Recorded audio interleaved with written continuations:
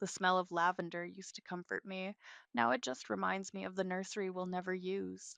I stand at the kitchen counter, mechanically stirring honey into my tea while the diffuser puffs away in the corner. Amelia's suggestion, of course. Everything seems to be Amelia's suggestion these days. My name is Elena, and 3 months ago I lost my baby at 20 weeks. Since then, my sister in law has appointed herself as my personal life coordinator, showing up unannounced with her designer handbags and endless opinions about my recovery. Elena, did you take your vitamins today? Amelia's voice carries from the living room, where she's sprawled across my couch like she owns it. She's been here since breakfast, helping me organize the house. Yes, Amelia. The lie slips out easily. I stopped taking them weeks ago. They made me nauseous, but arguing isn't worth the energy. I hear the front door open, followed by my husband's footsteps. Gage is home early, which is unusual. I'm about to call out when I catch the hushed urgency in his conversation with Amelia. Did you talk to the bank? Amelia's whisper carries through the hallway. Yeah, it's done, but I don't know about this. Trust me, it's for her own good. She's not stable enough to handle. I deliberately clink my spoon against the mug, and their voices drop even lower. My hands shake slightly as I lift the tea to my lips, but not from grief, from rage. Later, over dinner, Gage reaches for my hand across the table. Honey, I've been thinking. With everything that's happened, maybe we should let Amelia help with the finances for a while. I keep my face carefully blank. What do you mean? Just until you're feeling more yourself. He squeezes my hand. Amelia's great with money, and she offered to help manage things while you focus on healing. The pasta in my mouth turns to ash. I'm managing fine. Elena. His tone is gentle, patronizing. You forgot to pay the electric bill last month, and you've been emotional. It's okay to need help. I forgot the electric bill because Amelia had reorganized my office, and the statement ended up buried under a stack of her self help book recommendations. But I say nothing, just nod slowly. See? This is why you're perfect together. Amelia chimes in from her seat. When did this become a three-person dinner? I'll take care of everything. You won't have to worry about a thing. I push my food around the plate, playing the role of the fragile widow to my unborn child. If you think it's best, it is, they say in unison, and something in their synchronized certainty makes my skin crawl. That night, after Gage falls asleep, I check my email. There's a forwarded notification from our joint account. Gage must have forgotten to delete it. My eyes scan the transaction history, and my blood runs cold. Nordstrom, $2,249. Spa day at La Mer, 7 and 80 West Elm Furniture, 3,245 shirts. All charged in the past week. All approved by Amelia Quinn. I close the laptop silently, my tea long cold beside me. They think I'm broken. They think grief has made me blind, weak, incapable. The truth is, grief has burned away everything except my ability to see clearly for the first time. My phone buzzes, a text from Sandra, my best friend. Hey, you okay? Haven't heard from you in days. I stare at the message for a long moment. Sandra's a lawyer. She'd understand exactly what Amelia and Gage are doing. She'd call it financial abuse, gaslighting, manipulation. She'd tell me to fight back. Instead, I type, just tired. Talk tomorrow? Because right now, I need them to think I'm exactly what they believe me to be, a fragile, grieving woman who needs to be managed. They've already shown their cards. Now it's time for me to play mine. I slip back into bed beside Gage, listening to his steady breathing. He rolls over, wrapping an arm around me protectively, or is it possessively? I can't tell anymore. What I do know is that the lavender diffuser is still pumping away in the corner, filling our bedroom with its cloying scent. Tomorrow I'll buy a new scent. Something sharp, something clean, something that smells like revenge. I start my war journal on a Tuesday. It's a simple Google Doc with a meaningless title, Recipe Collection 2023. The first entry is a screenshot of Amelia's latest spending spree, this time at Saks Fifth Avenue. Just picking up a few things to brighten your closet, she'd said, dropping shopping bags on my bed. You need to start dressing for the woman you want to be, not the woman you are. The clothes were all size 4. I'm a size 8. I create a new email address using my mother's maiden name. Within hours, I've forwarded myself dozens of bank statements, credit card bills, and helpful emails from Amelia about our new financial arrangement. Elena? Amelia's voice floats up the stairs. The landscaper is here about the garden renovation. I freeze. What garden renovation? Oh, didn't Gage tell you? I thought a koi pond would be so therapeutic. You need a peaceful place to reflect. My peaceful place would be anywhere Amelia isn't. I don't want a koi pond. Don't be difficult, sweetie. I already put the deposit down. I dial Sandra while Amelia chatters with the landscaper outside. She did what? Sandra's voice crackles through the phone. Spent $12,000 on a pond I don't want, with my money. That's not legal, Elena. She can't just. There's more. I pull up my banking app. Account access denied. What? I'm locked out of everything except the checking account. And that has $1,000 daily limit now.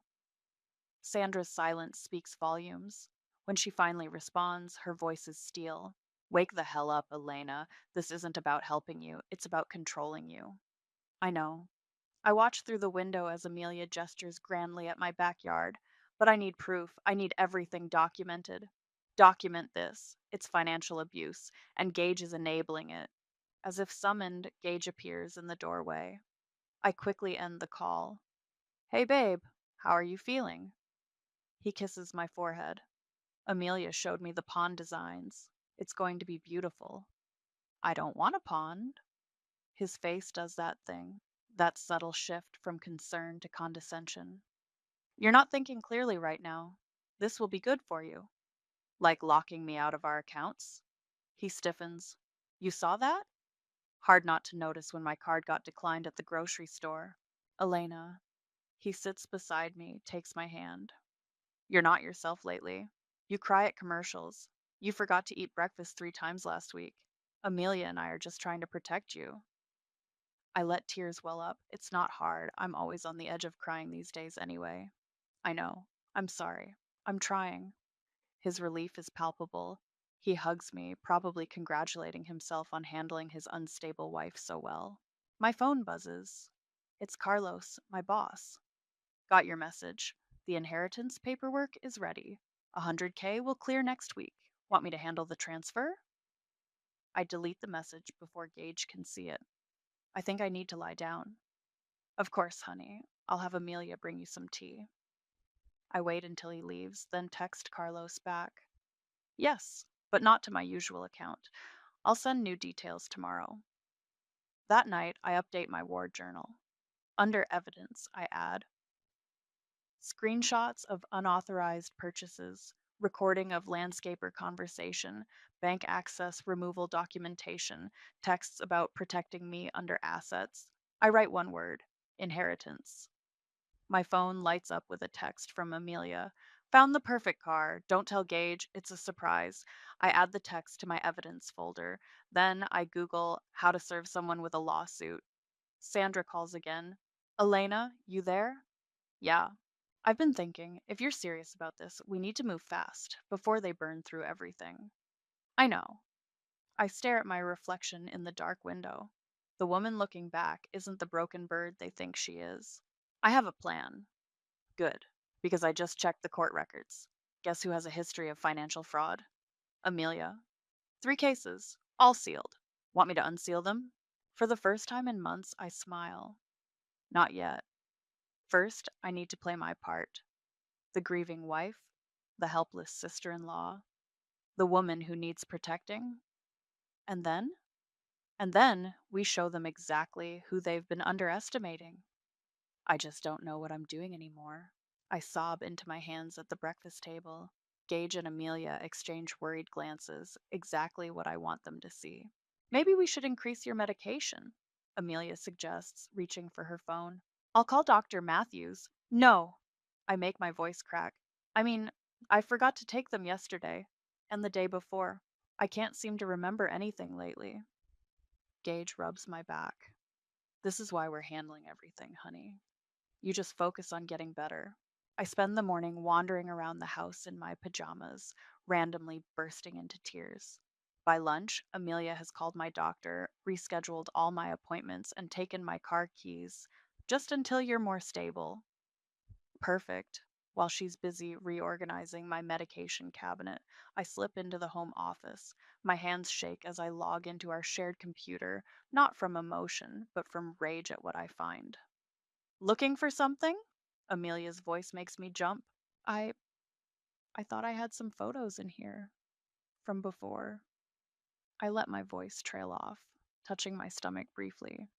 Her face softens with fake sympathy. Oh, sweetie, I moved all those to a special folder. You don't need those painful reminders right now. What she doesn't know is that I've already backed up everything to my secret cloud account, including the financial records she thinks she's deleted. You're right, I whisper. I'm not ready. She hugs me, her expensive perfume suffocating. Let's get you back to bed. I'll handle the bills today. Later, I meet Sandra at a coffee shop across town. I had to pretend I was going to grief counseling to get out of the house. You're really selling it, Sandra says, sliding a legal document across the table. But are you sure you want to play it this long? Look at this. I show her my phone, a notification that I've been removed as an authorized user on 3 credit cards. They're erasing me piece by piece. Sign here, Sandra points to the paper. This opens your new account under your maiden name. I've already talked to Carlos about redirecting your inheritance. I sign with hands that are steady now. No more shaking. My phone buzzes. Gage calling. I answer on speaker. Babe, where are you? Amelia says you missed your appointment. I make my voice small, confused. What? No, I'm here now, in Dr. Weber's office. Dr. Weber, your appointment was with Dr. Matthews. Oh, I add a tremor to my words. I'm so sorry. I got confused again. Stay there. Amelia will come get you. No, too sharp. I soften my tone. No, please. I'll get a ride home. I just need a minute. Sandra raises an eyebrow as I hang up. Oscar worthy performance. I learned from the best. Amelia's been performing concerned sister for months. Back home, I find Amelia in my closet packing clothes into donation bags. What are you doing? These don't fit you anymore, sweetie, and this style, it's not helping your healing journey. I notice she's kept the size 4 clothes she bought. I add it to my mental evidence list. You're right, I say, watching her face light up at my compliance. I'm so lucky to have you. That night, Gage tries to initiate sex for the first time since the miscarriage. I turn away, crying on cue. I'm sorry, I whimper. I'm just so broken. He sighs, patting my shoulder. It's okay. Take all the time you need. As soon as he's asleep, I check my phone. There's an email from the car dealership to our joint account. Congratulations on your new Mercedes purchase. Your appointment to finalize financing is scheduled for, the amount makes my blood boil, 78,000. Almost exactly what's left in our joint savings. I forward the email to my secret account, then delete it from the inbox. Let Amelia think she's clever. Sandra texts, account is ready. Inheritance transfers next week. You sure you want to wait? I look at Gage's peaceful face, then at the fresh flowers Amelia brought today, paid for with my money, of course. Yes, I text back. Let them dig the hole deeper. Another text comes through, from Amelia to Gage, but sent to our shared family chat by mistake. She's totally falling for it. This is for her own good. I screenshot it before she can delete it. My hands rock steady as I add it to my evidence folder. They think I'm having a breakdown. Soon they'll learn I'm having a breakthrough instead. The message arrives while I'm pretending to nap. You don't know me, but I'm Zeke, Amelia's ex husband. We need to talk. I stare at the Facebook message for a long moment before responding. About what? About how she destroyed my life, and how she's probably doing the same to you. We agree to meet at a diner 2 towns over. I tell Gage I'm going to a grief support group. He's so pleased with my progress that he doesn't even offer to have Amelia drive me. Zeke is nothing like I expected. He's well dressed, professional looking and carries himself with the weary dignity of someone who's survived a war. She's bragging about her new nest egg, he says without preamble. On social media, private accounts, but I still have mutual friends. I sip my coffee. How much did she take from you? Everything. He pulls out a folder. But I kept copies. Every transaction, every lie, every loan she took out in my name. By the time I figured it out, she'd burned through our savings and racked up $230,000 in debt. My hands are shaking as I flip through the documents. The pattern is identical. First the concern, then the offers to help, then the gradual takeover. Did you sue? Tried. She had already moved everything. Claimed I was abusive, that she needed the money to escape. By the time I cleared my name, the money was gone. He leans forward. But you? You've still got time. Back home, I dive into research. Using Zeke's information, I trace Amelia's financial footprints. She's been busy, shadow loans, credit cards I never knew about, transfers to accounts I can't access. My phone buzzes. It's Sandra.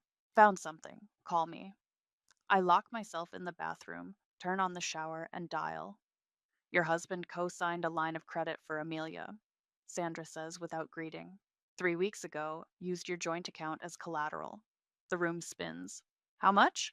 50,000. But that's not all.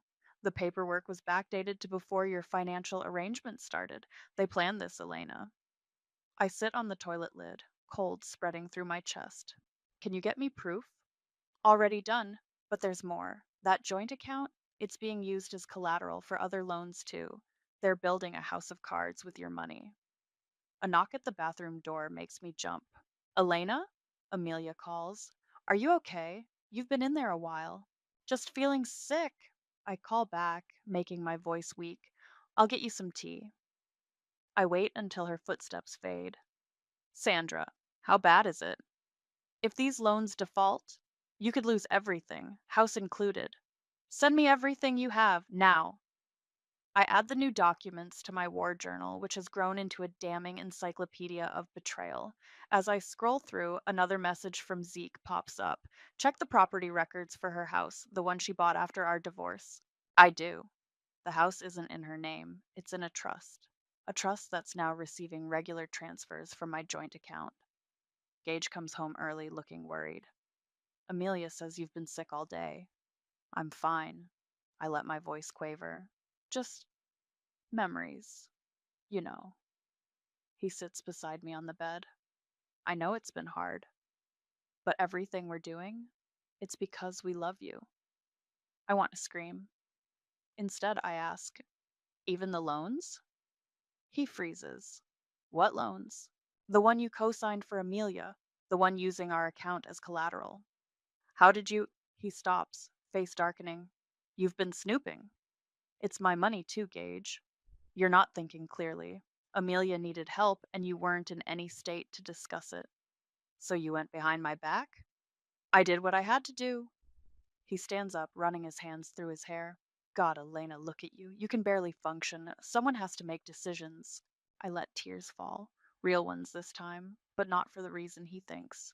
You're right. I'm sorry. I'm just confused. His face softens. Get some rest. I'll have Amelia bring you dinner. After he leaves, I text Sandra, how soon can we move on this? Your inheritance clears in 2 days. Say the word. I look at my reflection in the window. The woman looking back isn't crying anymore. 2 days, I reply. Let them think they've won. Then we show them what losing really feels like. The inheritance hits my new account at 9 a.m. sharp. $100,000, untouchable by anyone but me. I wait exactly 1 hour, then start the dominoes falling. First transfer, half of the joint account balance, legal under state law, according to Sandra. Second, revocation of power of attorney, filed electronically with backup copies to 3 different courts. Third, a carefully worded email to the bank's fraud department about unauthorized access and suspicious loans. My phone explodes with notifications as the transactions process. I silence it and open my laptop to send the final piece, a detailed invoice meticulously organized with timestamps, receipts, and photographs. 2. Gage, Amelia, subject, financial reconciliation. Attached is a complete accounting of funds misappropriated over the past 3 months. Total 157, 143, 28. This includes unauthorized personal purchases, fraudulent loan collateralization, emotional damages, legal fees. Payment is due immediately. Supporting documentation has been forwarded to relevant parties. I hit send and wait. The first call comes from Amelia. I decline it. The second, third, and fourth, too. Gage's messages pile up. What did you do? Call me right now. You've made a huge mistake. I'm calmly drinking coffee when my burner phone rings. It's the car dealership. Yes, this is Elena. You're on speaker. Ma'am, there seems to be an issue with the down payment for the Mercedes. The check bounced, and we can't reach Ms. Amelia. I'm sorry to hear that. Could you tell me who authorized this purchase? Your sister in law, using your joint account. She's here now, actually. I hear Amelia's voice in the background, shrill with panic. Just run it again! There must be a mistake.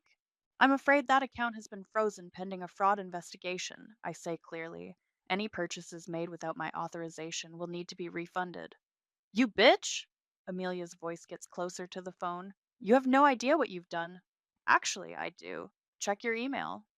I hang up as Gage bursts through the front door. His face is red, his tie askew. What the hell, Elena? I just got called into HR because our joint account is linked to company expenses. Is it? Like the company card you gave Amelia? The one she's been using for her personal shopping? He pales. How did you? No, I've known everything. Every purchase, every loan, every lie. I slide my laptop toward him. It's all here, documented, dated, and legally verified. You've been playing us. His voice is hollow. No, you've been playing me. I just finally decided to win. Amelia crashes through the door next, designer handbag swinging. Fix this! Fix it right now! Like you fixed my finances? I stand up slowly. Like you fixed my marriage, my life. We were helping you. You were stealing from me. Both of you. I look at Gage. How's that Mercedes down payment working out? His head snaps toward Amelia. What Mercedes? The one she was buying with our savings. Sorry, my savings now. Amelia's face contorts. You ungrateful little. Careful. I cut her off. Everything you say is being recorded for the lawsuit. Lawsuit? They say it in unison, like they used to say everything about helping me. Check your emails. My lawyer has already filed. You have 24 hours to respond. Gage slumps into a chair. Elena, please, we can talk about this.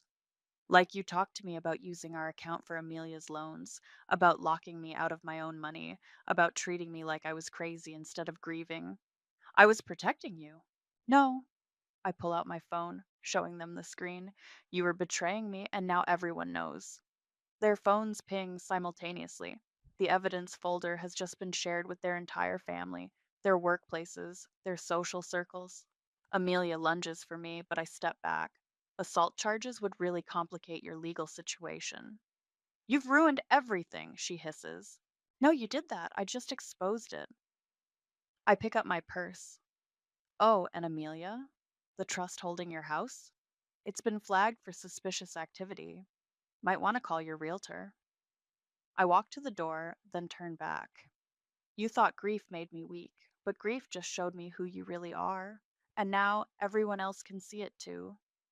As I leave, my phone buzzes one last time. It's Sandra. It's done. All accounts secured. Ready for phase two. I smile as I type my response. Ready, let's show them what happens when you underestimate a grieving woman. Behind me, I can hear Gage and Amelia arguing, their voices rising in panic. But I don't look back. I don't need to. The sound of their world crashing down is music enough. The conference room at Sandra's law office feels too small for all the rage packed into it. Gage and Amelia sit across the table, their lawyers flanking them like bodyguards. Isabel, Gage's mother, perches nearby, her face pinched with disapproval. This is ridiculous, Amelia snaps. We were helping her. She was unstable. Sandra slides a folder across the table. Interesting choice of words, because we have your text messages saying, and I quote, she's totally falling for it. That's not what I meant. Then there's the unauthorized loans, Sandra continues, the hidden credit cards, the transfers to personal accounts. Would you like me to continue? Gage's lawyer clears his throat. My client was acting in his wife's best interest during a period of emotional distress. I lean forward. Was it in my best interest when he helped Amelia take out loans using our house as collateral? Gage? Isabel's voice shakes. Tell me you didn't. Mom, I had to. Amelia needed. Needed what? I cut in. A new Mercedes, designer clothes, a secret trust fund built with my money? Amelia stands up so fast her chair tips over. You ungrateful little witch, after everything I did for you, like what you did to Zeke. The room goes silent. Amelia's face drains of color. Oh, yes, I continue. He told me everything. Should we discuss those sealed court records? You talked to Zeke? Isabel asks. He warned me about how Amelia bankrupted him, about how she's done this before. Gage's lawyer shuffles his papers nervously. Perhaps we should take a break. No, I say firmly. We're going to sit here and go through every transaction, every manipulation, every lie. For the next hour, Sandra methodically unpacks the evidence bank statements, text messages, recorded conversations. With each revelation, Isabel's face grows harder. The garden renovation, Sandra says, pulling out another document. $12,000, authorized by Amelia using Elena's funds. It was therapeutic, Amelia protests. For who? I ask quietly. The koi pond you ordered matches exactly the one you tried to get Zeke to build before your divorce. Gage puts his head in his hands. I didn't know. Amelia, you said. Oh, shut up, she snarls. You knew exactly what was happening. You were just too weak to stop it. Like you were too weak to stop her from destroying your marriage? Isabel stands up. I've heard enough. Elena, I owe you an apology. I should have seen this sooner. Mom! Amelia's voice cracks. You can't seriously be taking her side. Watch me. Isabel gathers her purse, and don't bother coming to Sunday dinner until you've made this right. After she leaves, Sandra lays out the terms full financial restitution, dissolution of all unauthorized loans, and a restraining order against Amelia. This is extortion, Amelia's lawyer protests weakly. No, Sandra replies. This is consequences. My phone buzzes. A news alert. Someone leaked Amelia's financial history to the local paper. The headline reads Local woman accused of serial financial fraud. Amelia's face goes from white to purple as she reads it. You leaked this. Actually, Sandra says, that was anonymous. But the HOA board might be interested in knowing their treasurer has a history of fraud. You can't prove anything? Like you couldn't prove I was unstable? I pull out one final document. By the way, we found the forged medical records you were planning to use. Dr. Matthews was very interested in that. Gage looks up sharply. You forged medical records? I had to. She was going to ruin everything. No, Amelia, you did that all by yourself. The meeting ends with signatures and threats, mostly from Amelia. As they leave, Gage tries to catch my eye. Elena, please, we can fix this. We already did. The divorce papers are being delivered tomorrow. Outside, Sandra hands me a glass of champagne. How does it feel? I watch through the window as Amelia screams at her lawyer in the parking lot. Gage sits in his car, staring blankly ahead. Like waking up, I answer. My phone buzzes again, a message from Isabel. I'm sorry I didn't believe you. Dinner next week? Just us? Before I can respond, another notification pops up. Anonymous tip leads to investigation of local real estate trust linked to fraud allegations. I smile. Amelia's house of cards is finally falling. Ready for the next phase? Sandra asks. I take a sip of champagne. They thought grief made me weak. Time to show them how strong it made me instead. The courthouse feels colder than I remember. Amelia sits across the aisle, designer outfit replaced by something almost modest, almost believable. Gage isn't here. He's probably still dealing with his suspension from work after the company audit. All rise, the bailiff calls. Judge Martinez looks exactly like what you'd want in someone deciding your financial future. Sharp eyed, no nonsense, and completely unimpressed by Amelia's performance of wounded innocence. Your Honor, Amelia's lawyer begins, my client was acting out of genuine concern. Save it, Judge Martinez interrupts, holding up a document. I have the text messages where your client explicitly discusses playing the plaintiff. Shall we read them aloud? Amelia shrinks in her seat. Sandra stands. Your Honor, we have evidence of systematic financial abuse, including forged documents, unauthorized loans, and misappropriated funds totaling over $150,000. That's a lie, Amelia jumps up. She's the unstable one. She lost a baby and couldn't handle. Miss Quinn? The judge's gavel cracks like a gunshot. One more outburst and you'll be held in contempt. Now, about these medical records. For the next hour, Sandra methodically presents our case bank statements, phone records, the forged medical documents. With each piece of evidence, Amelia's face grows darker. And finally, Sandra says, we have testimony from Mr. Zeke Horton regarding a similar pattern of financial manipulation during his marriage to the defendant. Zeke steps forward from the back of the courtroom. Amelia's sharp intake of breath is audible. Ms. Quinn used the same tactics, he testifies, offering to help with finances during a vulnerable time, gradually taking control, then draining accounts and taking out unauthorized loans. You can't trust him, Amelia shrieks. He's bitter about the divorce. The divorce you caused by bankrupting him? Judge Martinez asks dryly. The evidence keeps mounting. By lunch break, even Amelia's lawyer looks defeated. When we return, the judge doesn't waste time. I've seen enough. The court finds in favor of the plaintiff. The defendant is ordered to pay full restitution of 157,843 plus legal fees. Additionally, a permanent restraining order is granted. I expect Amelia to explode. Instead, she laughs, a high, brittle sound. You think this changes anything? You think you've won? No, I reply calmly. I think you lost. There's a difference. Ms. Quinn, the judge continues, given the evidence of fraud, I'm also referring this case to the district attorney's office for potential criminal charges. That wipes the smile off her face. Outside the courthouse, my phone lights up with messages. The first is from Gage's company. They want a formal statement about the misused corporate cards. The second is from Amelia's real estate agent. The trust holding her house has been frozen. Sandra squeezes my shoulder. Ready for the press? Local reporters wait at the bottom of the steps. We've prepared for this. Ms. Quinn systematically abused her position of trust during a time of grief, Sandra tells them. Today's ruling sends a clear message about financial exploitation. And what about your husband's role in this? A reporter asks me.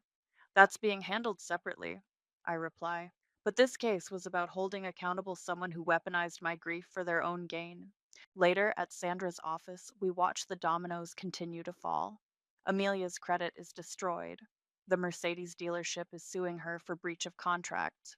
The HOA has called an emergency meeting about her position as treasurer. Your ex husband called, Sandra mentions. He's agreed to the divorce terms. Of course he has. His company's ethics board meets tomorrow. My phone buzzes. Isabel.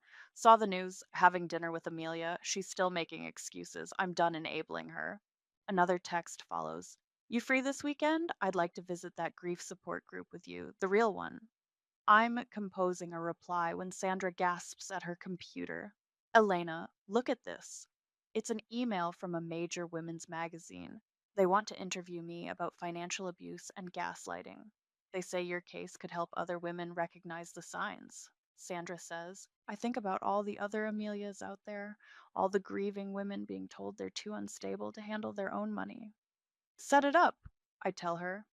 My phone buzzes one last time. An alert about Amelia's house. Property foreclosure notice filed. Sandra raises an eyebrow. Feel bad about any of this?